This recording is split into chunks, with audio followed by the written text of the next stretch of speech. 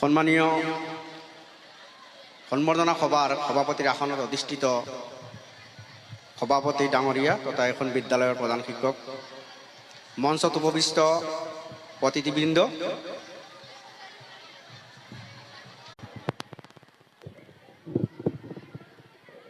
পৰম শ্ৰদ্ধাৰ আজিৰ এই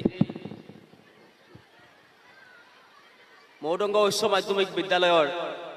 আমাৰ জনাব জিয়াউদ্দিন আজিৰ মঞ্চত আমাৰ আমন্ত্ৰণ ৰক্ষা কৰি অহা আমাৰ বিন্নাকান্দি